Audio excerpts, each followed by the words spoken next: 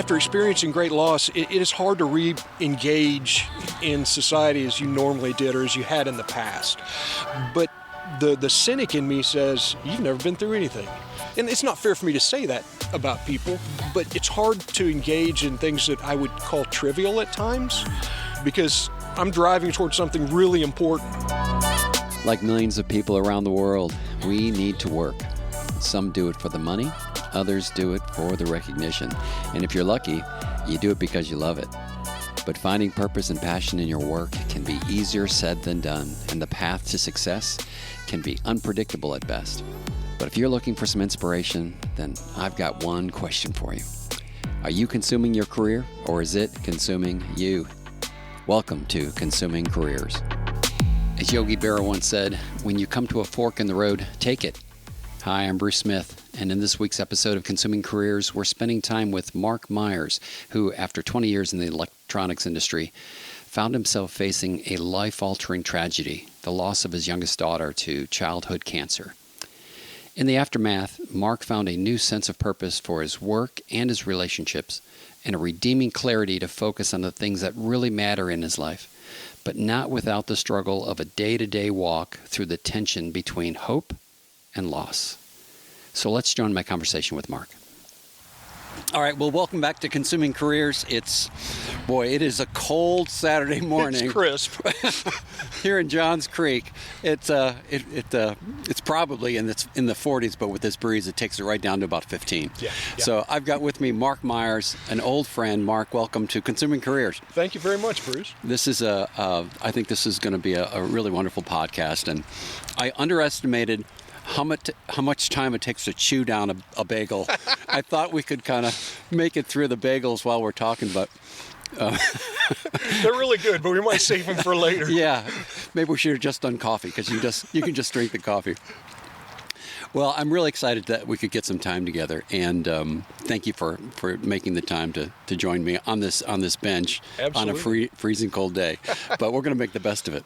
So, Mark, why don't you just give us a few minutes of who you are, and I know we've known each other for quite a while, but just quickly bring us up to speed who you are and what you're doing. Sure.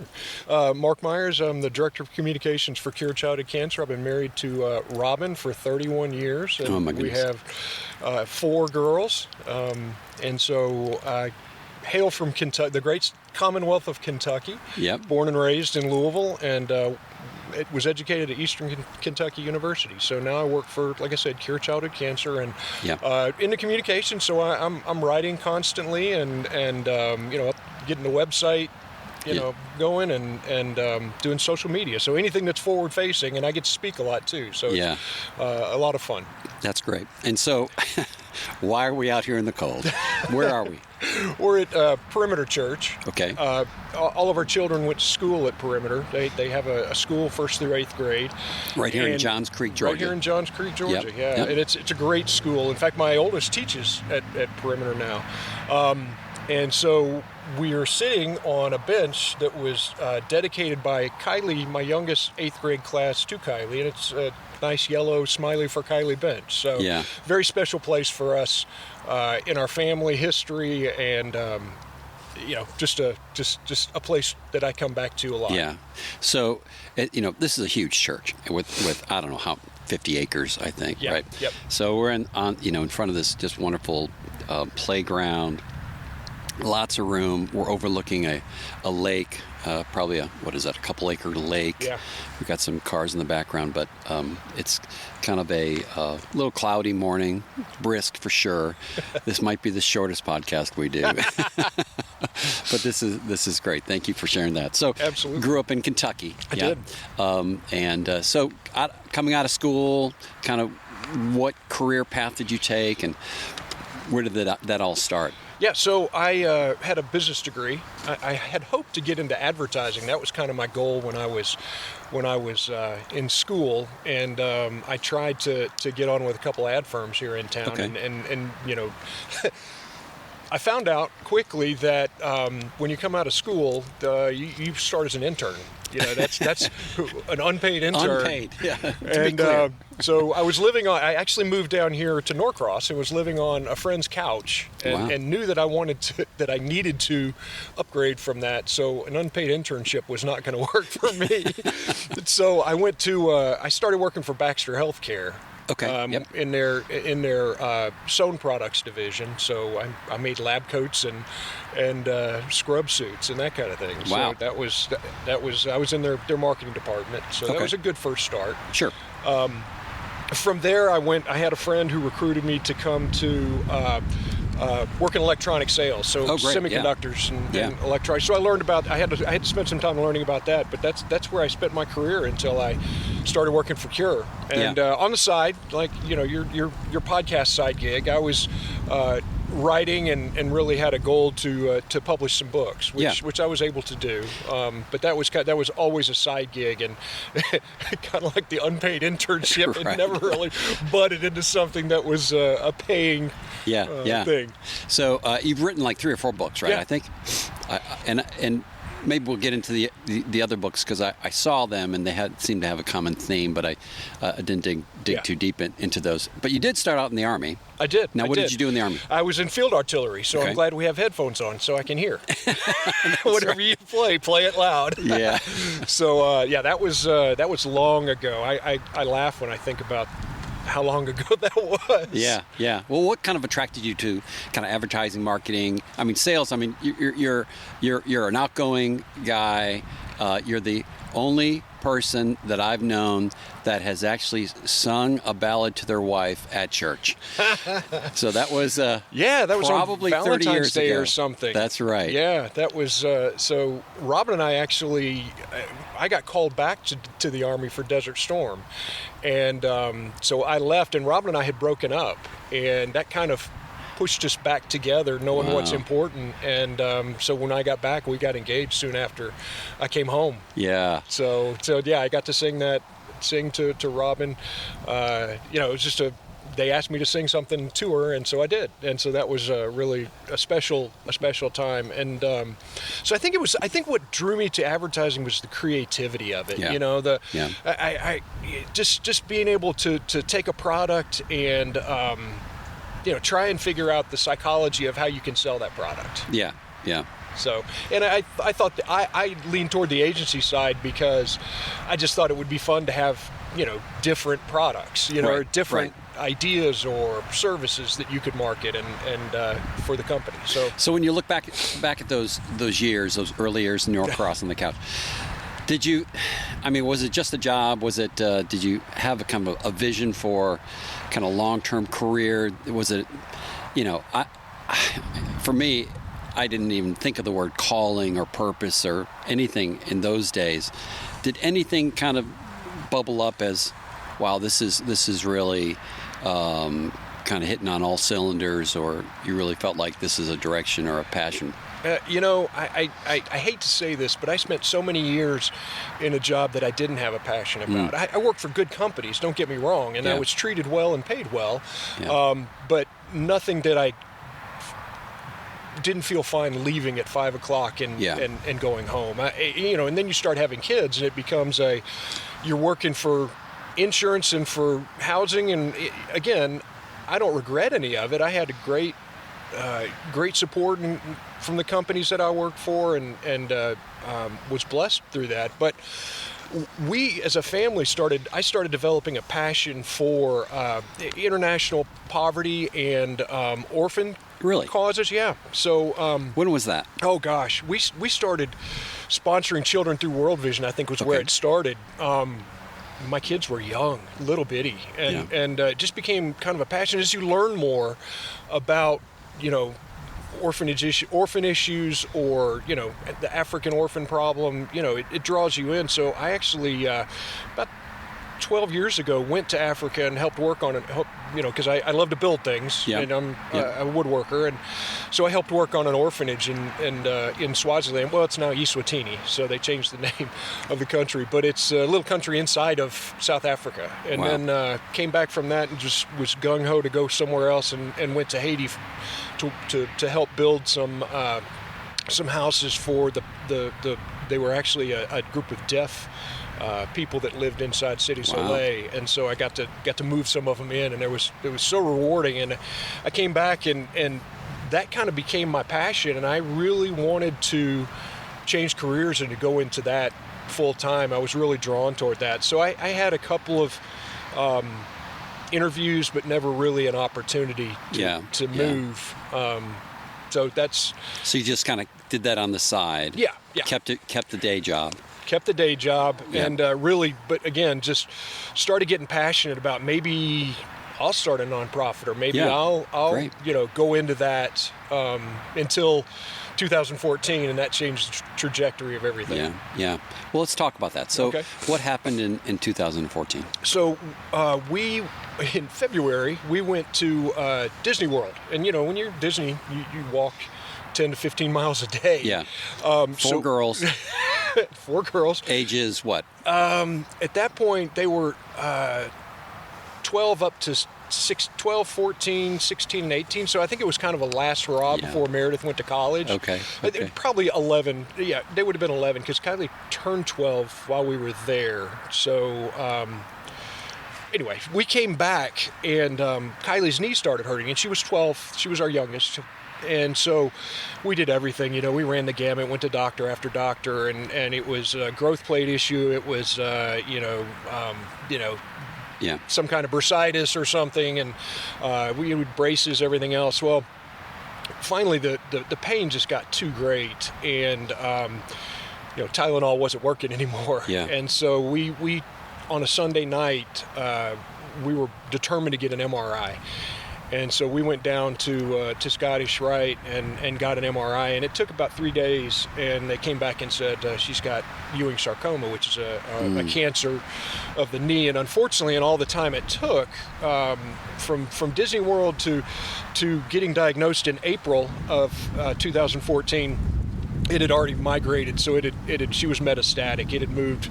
She had not only a tumor in her knee, she had one in her hip, and she had one in her lung. So our odds of success, Ewing sarcoma is a really tough diagnosis, but it's about a 65 to 70% success rate, 5-year survival rate, unless it's metastatic. And then, we're hearing things, like your child's got about a 30% chance to live. Oh my gosh. And so, I never thought that it would be cancer. I really thought that it was just that we'd walk so much at Disney. But you take, at 30%, you have faith. You're going to be on the plus side of that, and you just march out, and you do what you have to do. And the treatment was absolutely brutal. I mean, we've all had relatives go through cancer treatment of some kind. Some are not as bad as others, but watching your child just suffer through, mouth sores and sickness and dehydration and everything else is just, it was a tough year. So we fought hard, and she got C. diff. We were doing great, by the way. The tumor in her hip and lung pretty much gone. The one in her knee was shrinking, and it was Labor Day, and she got C. diff and was in the hospital, and it knocked her off her chemo regimen, and so just gave the cancer an opportunity to grow back. And so we started searching for something else at that point, and we started getting treated in Charlotte because there was a preeminent sarcoma expert in Charlotte. So we started treatment there. We would go there. My wife would go there with Kylie and actually my in-laws on Monday and come back on Friday.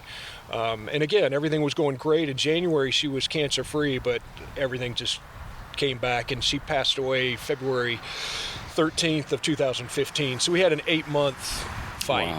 Wow. So going through that kind of, how did you can't manage that, right? How did you respond to that How did you and Robin together respond? How did you respond as a dad? The treatment itself, the treatment period? Just Or being after? faced with that during the treatment period. The treatment period, I always liken it to being George Bailey and fighting the Battle of Bedford Falls. I mean, Robin was the front line. You know, Kylie was 12, and she really wouldn't want me to take her to the bathroom, that kind of thing. So, and she needed help in a lot of situations. So Robin stayed in the hospital 100% of the time with her, and I would try and manage the household and the other 3 kids. Now, we had an overwhelming network of support, you know, from our church, from our prior churches, you know, from at school, from it really stinks that you have to go through the worst period of your life to see the best side of humanity, but you do. I mean, people come out of the woodworks that you wouldn't even imagine, and then, you know, want to give and want to help and want to do something. And so in fact, we had people sending us checks. And I mean, I was gainfully employed and we had really good insurance. And we just put it in the bank and said, we'll do something with it. We'll donate it at some point. But people just want to help in that crisis situation. So I think it was just a, you know, certainly it was tough on our marriage. Because, you know, you take, you know, any intimacy out, you add potential, you know, money trouble, and you also add the potential mortality of your child. Wow. And I mean, it's a pressure cooker for marriages. In fact, so many don't make it in the childhood cancer area. So many marriages are lost because of that. So there was it was tough. Well, you've probably heard, many people have heard that, you know, God won't give you anything you can't handle. And you laugh. So, which is kind of my question. Like, did you believe that during that time? No, I didn't. I didn't. And I don't now. You know, it's life-changing to go through the death of your child. It's also faith-changing. I do think we have to rise up in those situations and pull ourselves up, but you do wonder, where are you, God? A lot. A lot. And I remember the day she passed away, I was in the basement underneath the room where she was laying, and I was just on my knees praying, and I really had complete and utter faith that if God wanted to change this, He could change this, and we would declare His name forever from that place of healing. And He chose not to, and I'll never know why. But that was that's been a long journey as far as my faith after that crisis. So, are you saying that it's strengthened your faith? No, it's changed. Or has it made it more bipolar? Like, it's made it. It's really good days. Really, It's made it a little bit. Trying to think of the right word. Well, you can intellectual,ize it, right? You know, there's theology you can maybe step on, but that doesn't always fill the hole. It doesn't, and I think Christians at times, with good intentions, do the worst job of comforting through trite statements and that kind of thing. You know, heaven needed a little angel. You know, I know in my heart that Kylie lived out exactly how long she was supposed to live. I know in my head that she is much better off in heaven. We're all working to get to heaven, right? And so, you know, she's much better off there, perfectly healed. You know, singing praises to Jesus, than I am struggling day to day here. But at times, I'm a little bitter about it. Well, let me ask you about Kylie. So I've read some things about what her attitude, and I saw the expression extracting joy out of every situation. She did. In several of these podcasts I've done, I've always been fascinated by the concept of grit or quit. It's like, when do you battle through and when do you kind of just, you know, give up and don't throw good money after bad. Right. So, but I kind of related that to that example of extracting joy, and because you can either extract joy, which to me is the grit. Yeah. Or you can, just burn the house down with hatred, anger, Yep. all of that. So tell me about the extracting joy. Well, she was a little bundle of joy. She was our fourth, and she was more mature than most kids her age. But she was the kid who, if she saw someone struggling, she would go and put her arm around them and be a friend. We heard so many stories, especially after she passed, about how she had ministered to other children. One particular here at school was a younger girl who was very tall and was getting made fun of by some other girls in Kylie's hearing. And Kylie, being the big kid, walked over to her and put her arm around her and said, "I think you're beautiful," and just walked away. Oh and that changed everything for that girl. And she's in college now, and that's a life-changing moment for her when the cool big kid came over and said that to her. And so I heard about that a couple years ago. But she had obviously had bad days, and she didn't understand why it was happening to her. But she took it in stride. And what changed for her was, I've used this myself. When you can't reach up, reach out. Sometimes God's just in the clouds and you can't get to him. But if you can minister to other people, you can find him through that. Yeah. And so two little girls who were much younger than her, she saw on social media, were going through Ewing sarcoma treatment, and she asked if we could talk to them.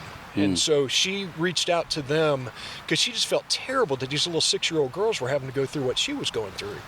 And so she reached out to them and became friends with them, and that was how she ministered to other people. Yeah. And she would make them little silly videos and send to them, and she loved doing that. So I think that was part of her healing, or her mental healing process, and her ability to find God in that, and to find joy. But I tell you what, when she felt good, we went for it. We went to Disney World while she was in treatment, and we went for it, and so she would go to the store with her sister. She would do whatever she could when she felt good to experience joy. That's fantastic.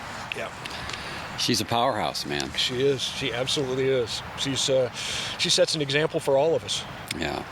Well, she passed in 2015. She did. And then tell me about the kind of after that. How did things change in your world?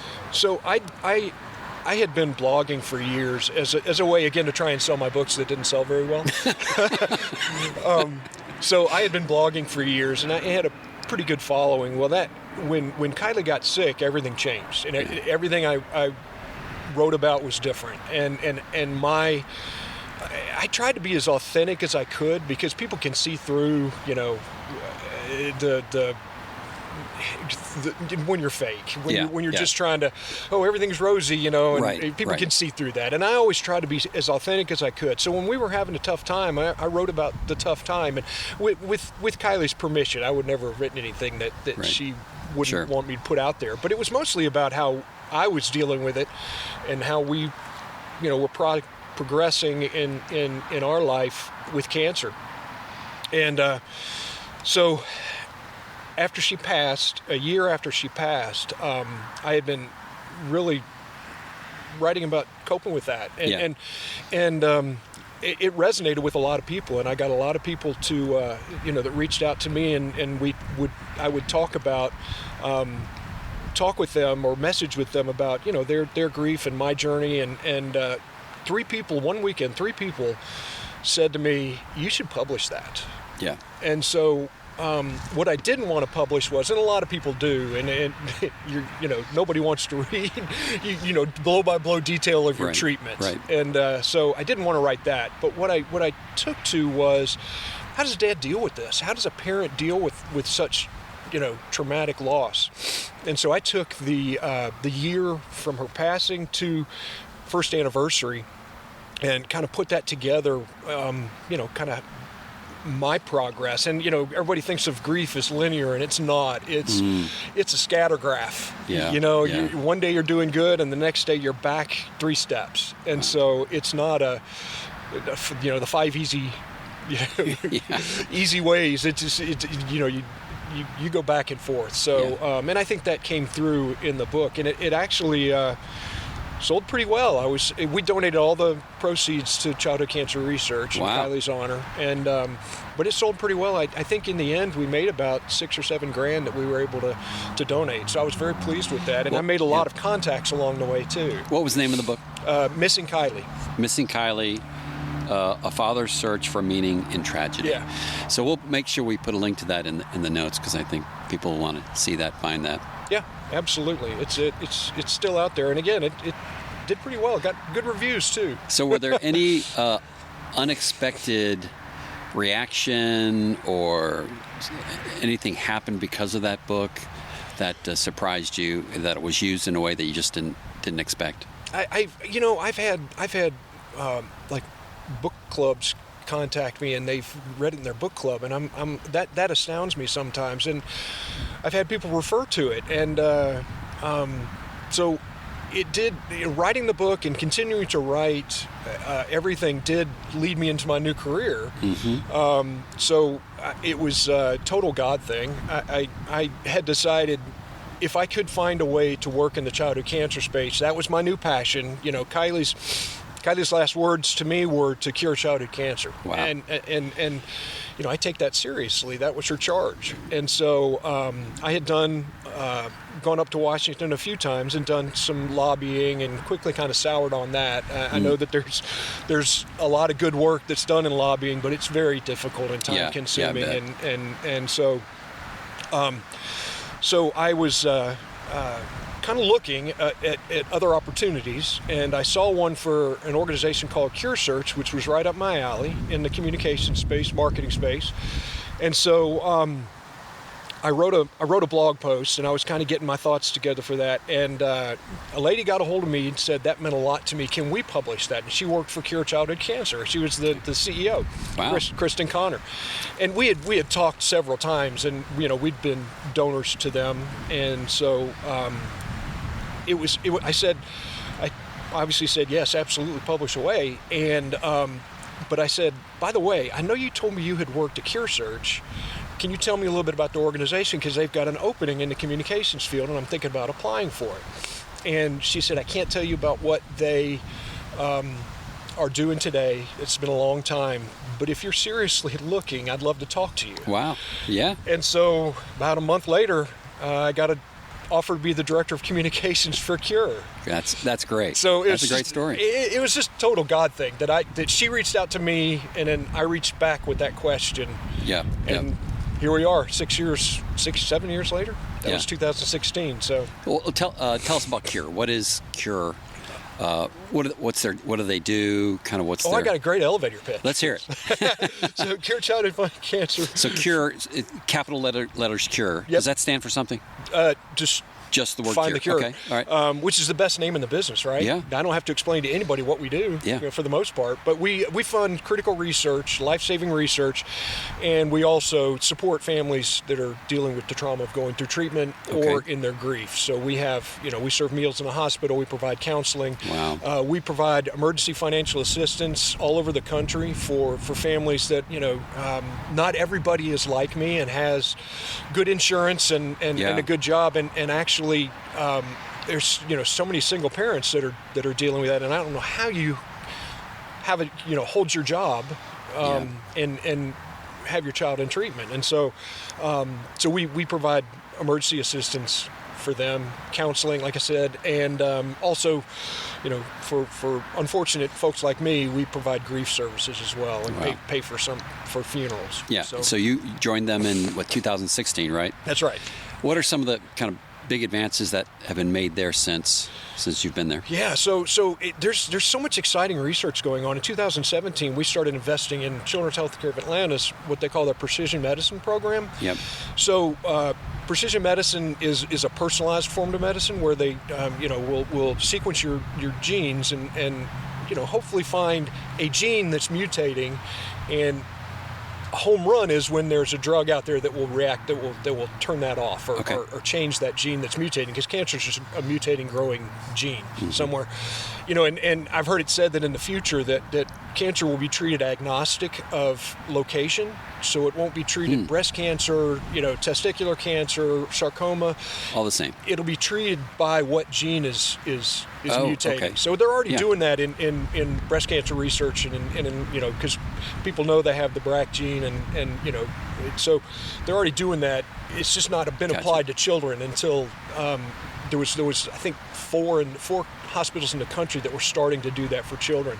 So we invested in the precision medicine program here, and I mean, honestly, we've put $12 million into that program, and there are children alive today who would not be. Wow. Because again, a home run is when you find a mutating gene and you're able to find a treatment. Often there's not a treatment for it yet, but they're able to go and look and use lung cancer drugs and breast cancer drugs where the funding is huge from the government and from other organizations, and unfortunately the funding for childhood cancer research is not that big. Now, why is that?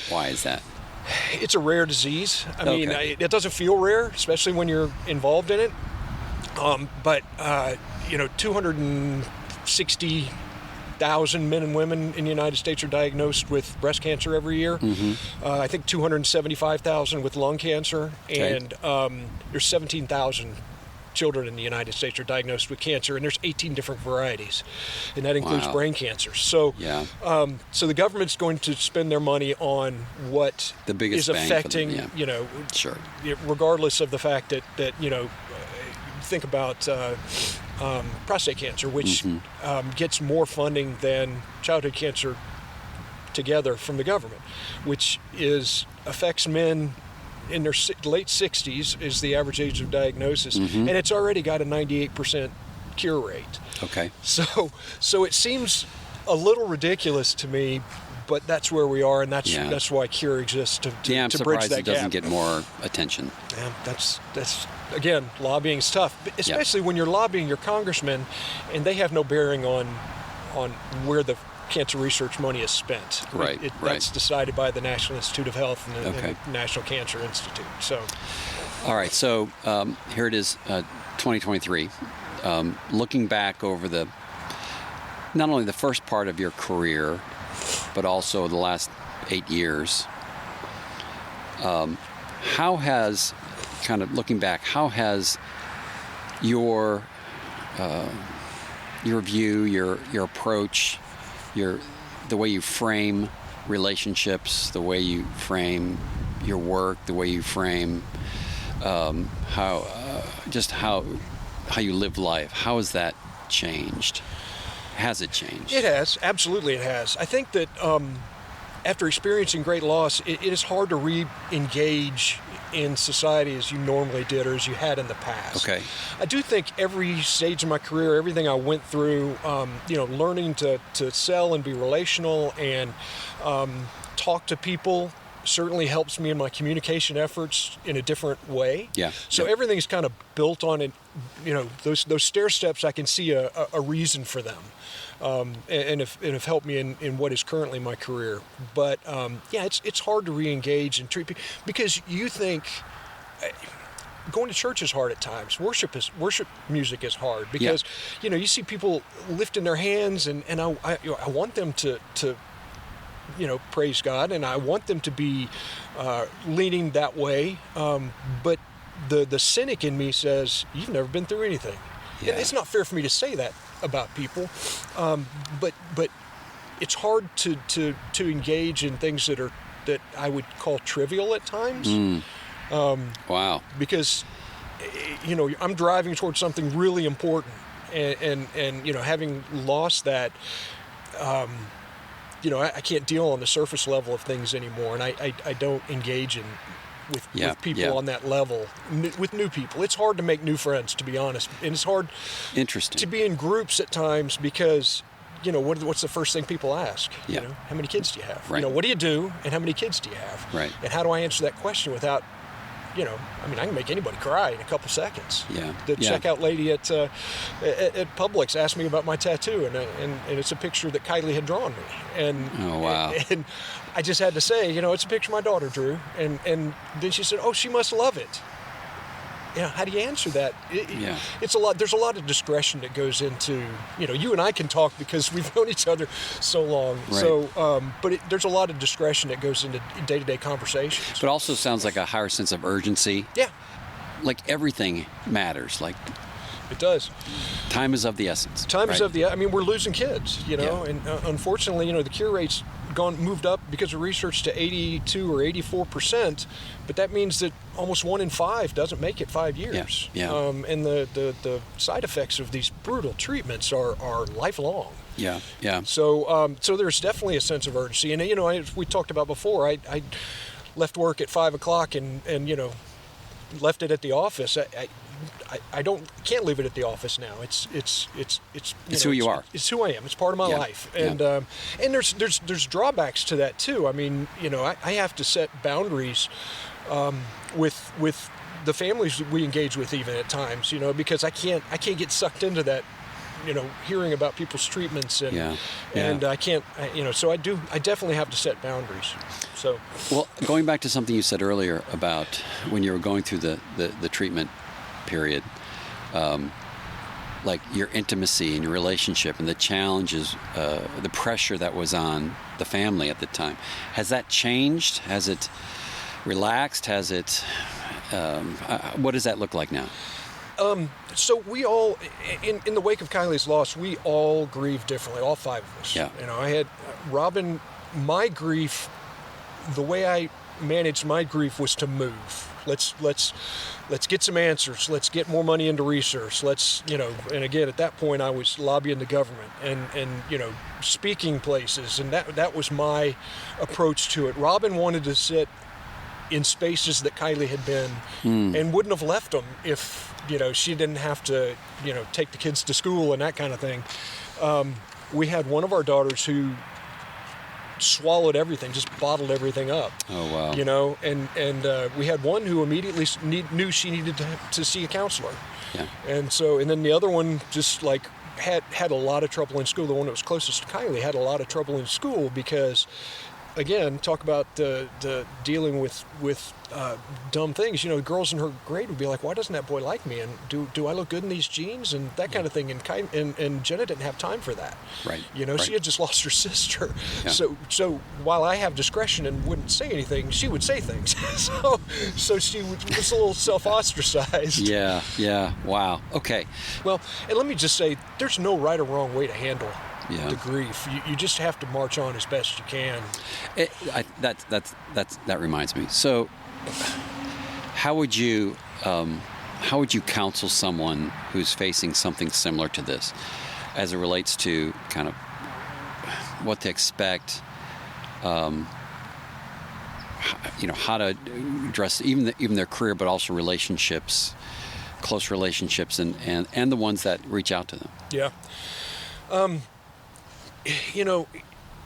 It takes a lot of mental acuity to sort out good. I say good touches, but good.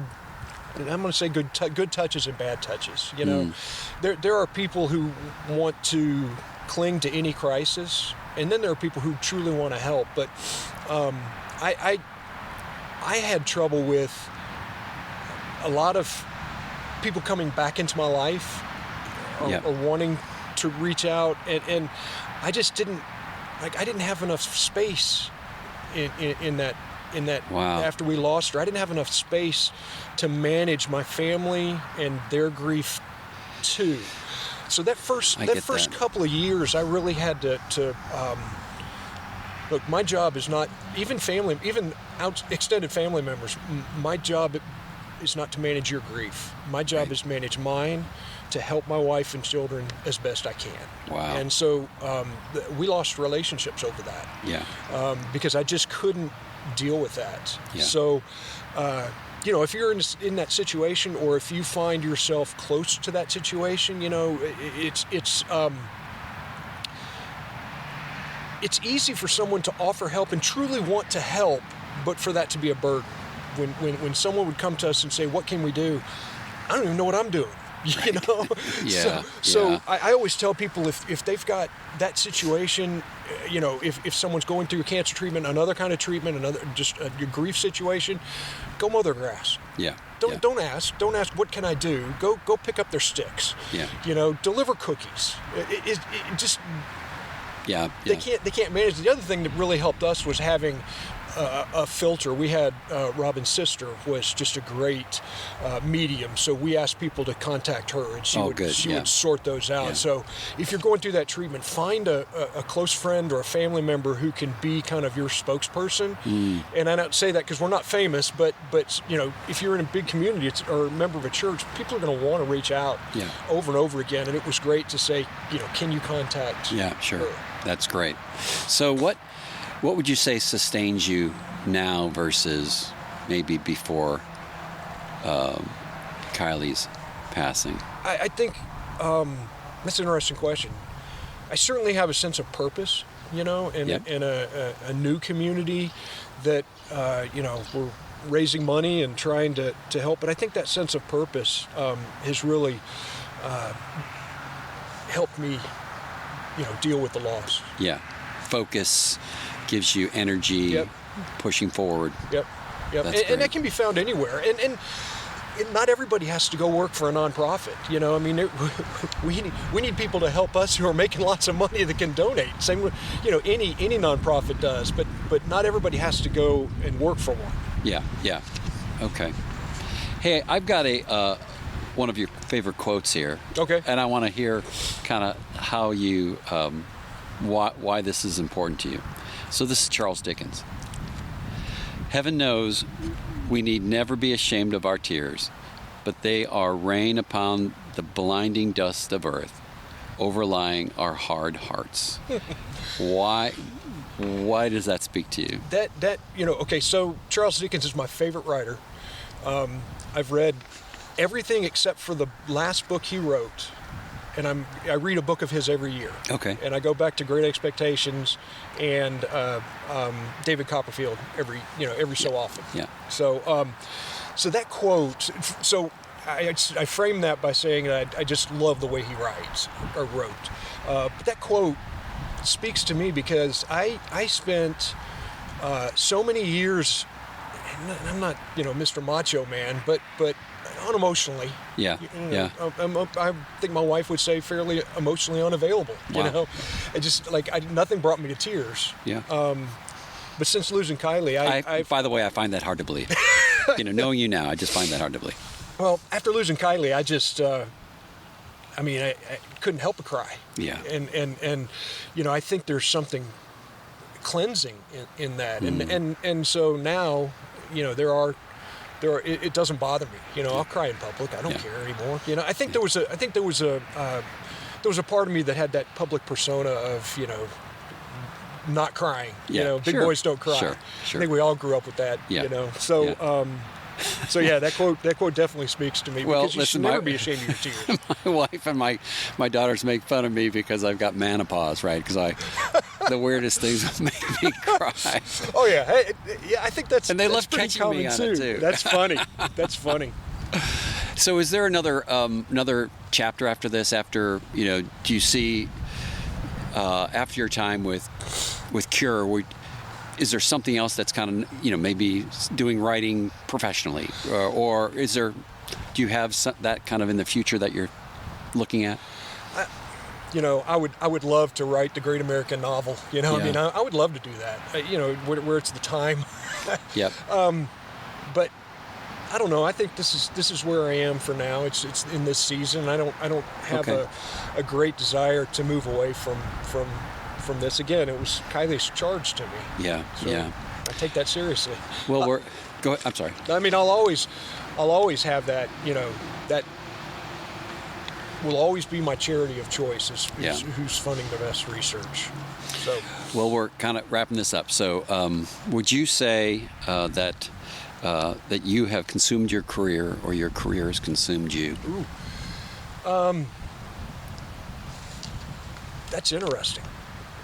In what I'm doing now, or all throughout? Any way you want to define it. I would say that until I worked for Cure, I was probably consumed by my career. And In what way? I mean, sales is kind of a eat them up and spit them out Yeah. job at times. Sure. And so we had several good competitors in the city, and I think it was because I didn't enjoy it too. I think that it consumed me more than I consumed it. I think that if I understand the question correctly, I'm charging towards something now, and that makes me feel like I'm consuming something. Yeah. Does that make sense? It does. It Okay. does. Well, listen, we're moving into my favorite part of the podcast. Okay.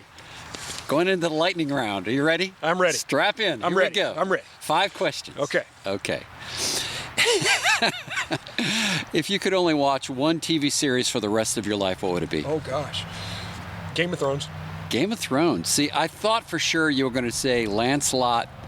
Lancelot Link, Secret Chimp. I love Link. Lancelot Link, Secret Chimp. For sure. All right. Do you remember it? I absolutely do. Oh, I tell you, I had to buy tapes to share with my kids because they didn't believe that they were talking chimps. Lancelot Link, Secret Chimp. Crazy. All right. Favorite author? Charles Dickens. Yeah, we already covered that. Charles Dickens. All right. Of all the hot sauces you've had, what's the hottest? Oh, the bomb was the hottest and worst. The bomb? Yeah, the bomb from the show Hot Ones. Yeah. Oh, Yeah. Number 8 was terrible. Tasted like gas. The bomb was what? Number 8 or 10? Number 8. Oh, phew. But there's also the cumulative effect of Did you 10, not get to 10 number hot 10? sauces. Oh, we got to number 10. But they were like, "Do you want to take a break?" I said, "Nope. I just want to power through this." All right. And I cried a lot. And I know you like to laugh. So, who is your go-to comedian for a guaranteed belly laugh? Gosh, I don't really do like stand-up shows or anything. I mean, I loved some of the sitcoms. I'm trying to think. Ray Romano. I loved Everybody Loves Raymond, so Yeah. I might go to Ray Romano. Ray Romano. Okay. And this is one's easy. True or false? Did you actually read War and Peace? True. I've read it twice. I loved it. Oh my gosh. The whole world would talk about War and Peace as if something they've never read. You're like, it's just too long to read. And you've read it twice. I've read it twice. Yeah. So my wife and I are voracious readers. Oh so my gosh. I think my count for this year is 120 books. With the kids gone, Yeah, it's just yeah. It's not a team sport. But we also decided we do book club together. Okay. So we'll read the same book and talk about it every Wednesday night. And we just finished Gone with the Wind. Wow. Which is another 1,400 pager. Impressive. All right. Oh, how can people contact you or follow you or find you? The best way is through our website, smileyforkylie.org, and Okay. my email address is mark@smileyforkylie.org. That's great. And we'll put a link to the book and for all that you've just shared. So, Yeah. Great. well, Mark, I've really, really enjoyed sharing this time with you. This has been a sweet time right here on Kylie's bench. Yeah. And just thanks for joining me. And thank God for seat heaters on the way home. Amen. Thank you for joining us on Consuming Careers. If you've enjoyed the show, please click the follow button in your podcast app so you won't miss any of our future episodes. And if you have a minute, write us a review. We truly appreciate hearing from our listeners. And as always, I'm Bruce Smith, and you've been listening to Consuming Careers.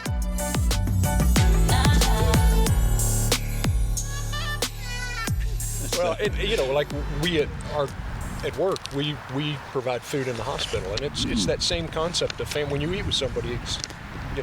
their family. So That's you invite right. them to the table.